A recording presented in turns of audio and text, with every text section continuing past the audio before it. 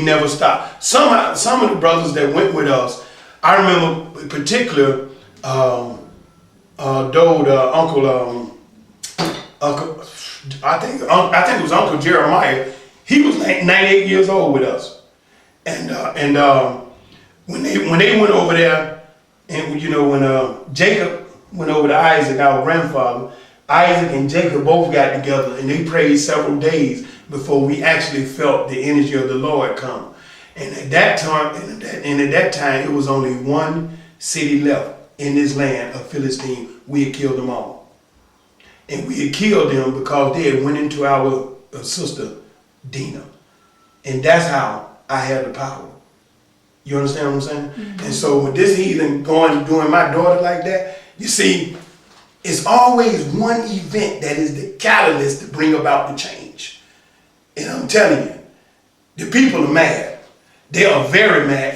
And my objective is to stoke their energy, raise up their strength, bring no mothers out, and so they'll know that a new sheriff in town, another spirit has been unleashed. And the brothers in Mizpah, their whole conversation was how I went up in there and beat this man and his son that they know is wrong, they know is wicked.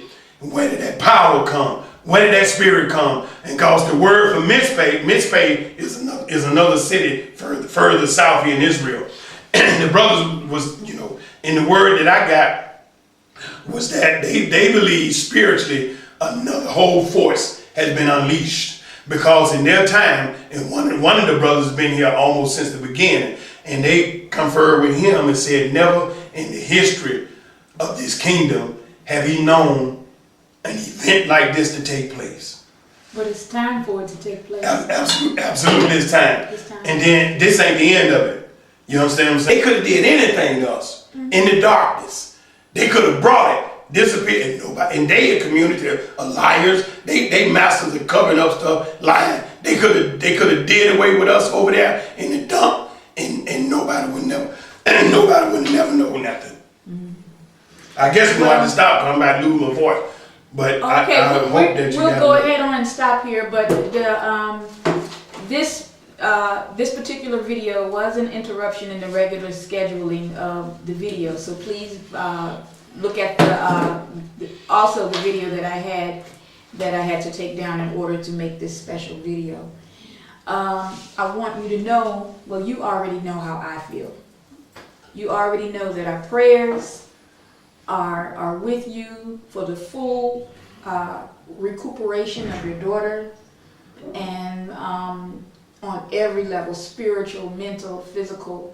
And that our prayers and our love goes out to you and your family because of this horrible ordeal that you had to go through. But in the same token, we look to you and we thank you for the courage that you exhibited and the truth that you have shared today, because it is certainly the truth. And so all I can say again is we all need to take a stand. We need to take back the kingdom. The great Prince Shalig, one day in his chamber where I got 90% of the greatest lesson, mm-hmm. He said that in the last days that the conversation started when I asked him had they done the eschatological judgment, and he looked at me and said, what would make you ask me that? I said, because you would be the only one that wise enough and have the ordainment by the Creator to do it. And he said, Bang, you got it. He said, you got it. The eschatological judgment is the judgment upon the wicked nations of the world. And those nations that shall be found to be wicked shall receive the wrath of Yah. And he looked at me and he said, Bang, we shall not go unscathed. And he looked at this. He said, there are things that's going to be revealed in this community, and you are going to be a part of that. He told me that before he made transition. And I used to wonder, why is it that I know these things? Why I think like this? Why I act like this? And I was just like, what am I going to do? What am I for? I mean, y'all, took me to Egypt. I done did this. I done stood on the mountain. We done faced 3 armies. We done did all this. What am I going to do? Am I just going to be a crane operator and go back to the house? What am I going to do? And then when this hit, it all came clear. It all came clear. No way. When I started this out 32 years ago, no way shape, form, or fashion would you ever would have been able to convince me that I would be the one saying these things. But I wondered, through my whole season, I've been protected and I've been guided, and I felt that when I was in Africa, they took me down in Africa to be the sound man, and I had never been into Africa. And then a decision was made by Minister Mariel and Minister Uriel to leave me in this city to find out all the logistics of what we needed. We went down there for the big Panifest affair. Mm-hmm. And so on the Shishi, we rolled up there early, and they made a decision at the State House that someone needed to stay over the weekend to find out where we're gonna sleep, where we're gonna live, everything we're gonna do. And then when they came to us, they said someone. And then when they right behind that, they said, Ahveetsoor, you gonna stay. I'm like, wait a minute, but I don't have no clothes. All my clothes is out there at Adidomi. I'm not prepared to stay the weekend. You have to figure something out. We drove from Accra, Ghana to Cape Coast, and that whole trip, I'm sitting back there in that van tripping like, how am I gonna stay from Friday, Shishi, to Shani on Rishon? No money, no clothes, no toiletries, no toothbrush, soap, not a wash rag. How am I gonna do this? And they said, you gotta figure something out. Well, I was so daggone teed off down in Africa. My first visit, to Africa, I'm excited as Africa, and they done dropped this in me. And then we get out the truck, I don't want to front them down in front of the people. I said, sir, do you realize I have never been to Africa? I don't know nothing about this place that I'm in, and y'all gonna leave me up here. He said, don't worry, you'll be all right. And they got in the truck and rode down that street, and all that red dust was blowing up in my face. And I stood there about 20 minutes, I didn't even move, and I'm looking down that road, and they gone, and I'm still standing there 20 minutes in Africa, looking around like, what in the hell just happened? And now I get up in there, and I get to talking to brothers, and sisters, and I find this spot. Because it's a Panifest, every single available spot to sit in and lay in is being sold. I don't have no money. So I go talk with this sister, and I had to bring it. And I was so mad I couldn't hardly even explain myself, but finally she realized that, I had been left there on the side of the road, and she had compassion on me. And she took me in, and she said, mister, all I got is just this chair right here. And then all them body was on the floor.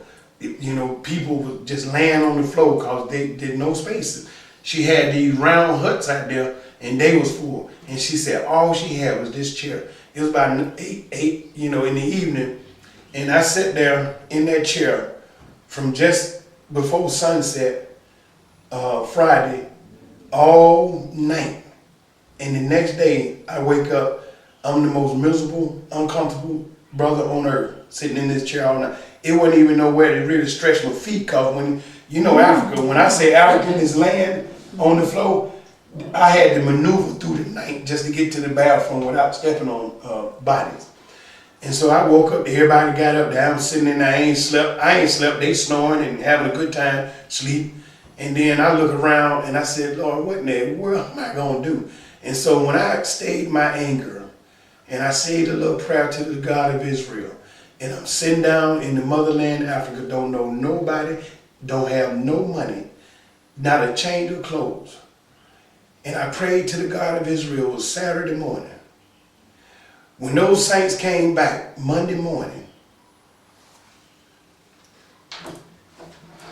when they rolled up to that venue, a real big, pretty blue BMW, chauffeur driven, a guy from Europe, London, was the chauffeur. And the saints pulled in this hot, bus they call the Trotro. 10 of them, they sweat, no air conditioning. This real big, pretty blue BMW, brand new, nice, clean. It rides up, and when they stop, it parks next to them. And this car is so beautiful, and the guy sitting up there with his white shirt, and all the saints was looking, and they were like, wow, I wonder who is that? And the guy gets out and come and open the door, and I step out. and the sister that was on the other side was the Ashanti chief niece. And the guy the chauffeur, he run around, open the door for her, and she all dolled up. This is Ashanti chief niece. I got new clothes on. I'm cleaner than the board of health. And the saints is looking at me like, whoa. The guys open the door for me, and the sister come around, and she gets in my arm. This is Ashanti chief niece, and we walk on up in the place, and I look back at the saint. I do them like this, and they still sit in the van. Because they left me in the dust.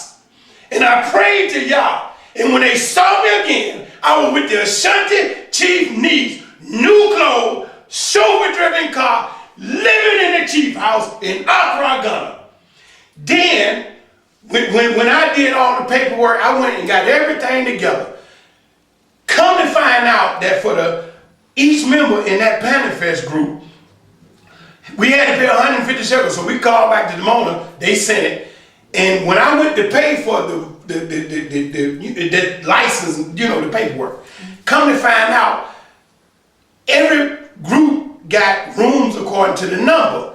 Well, we had 14, and they were supposed to give us a 7-room, but he wound up, and I talked him into giving us 10. Because 2 people in the room, we had 14 people, but we supposed to got 7 rooms. I talked him into 10. And then when we went to see the room was way over there on the college campus, walking up the hill and all of that. And I said to myself, the saints, they not going to really like this. I don't want to do this like this. And we would spread it out. And so what happened, I said, okay. So I thought about it, and I said, man, this ain't good. Nevertheless, I went to the kitchen and I talked with the head chef. We vegans, we don't eat meat, we da.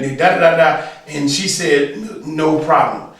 After we finish, you come in here, y'all do what you gotta do, but I just got one request: make sure everything's clean and put back where you got it. No problem. So I got the place we stay at, I got the kitchen and everything. And then I got the transportation, got all that together. The brothers was real happy. And now I'm still thinking about this housing arrangement. I don't like that.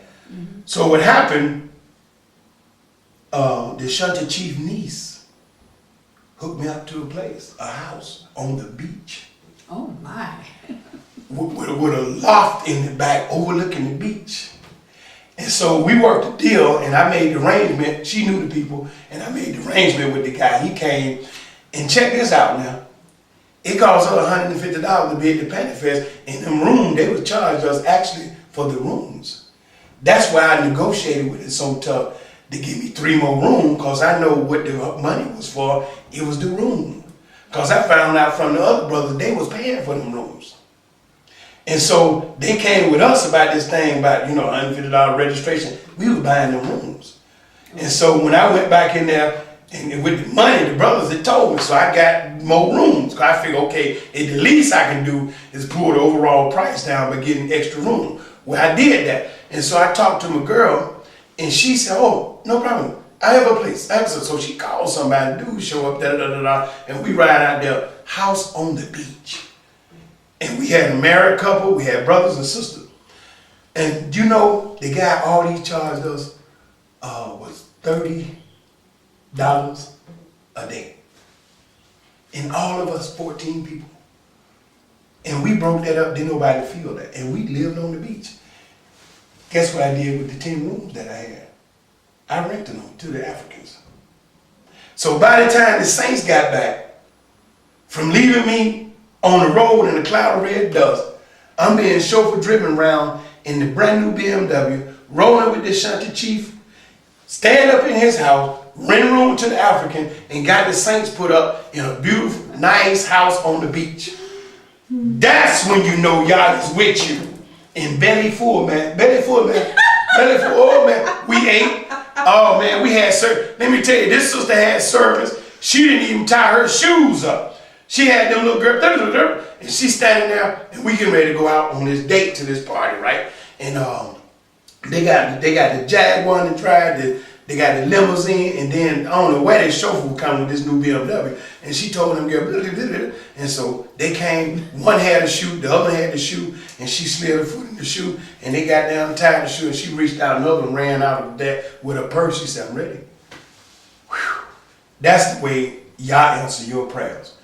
It was nice, experience, but I wanted to share that to show how y'all has been with me on a personal level like that.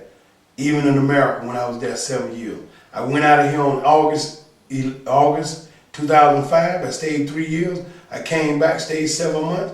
Went out again 3 years, and I came back, and I landed August 11th, the exact same month I left out in. And when I look back over the time, it dawned on me that I had completed a complete 7-year cycle, separated by interval of 3 years, 7 months, 3 years, and I set foot in this land.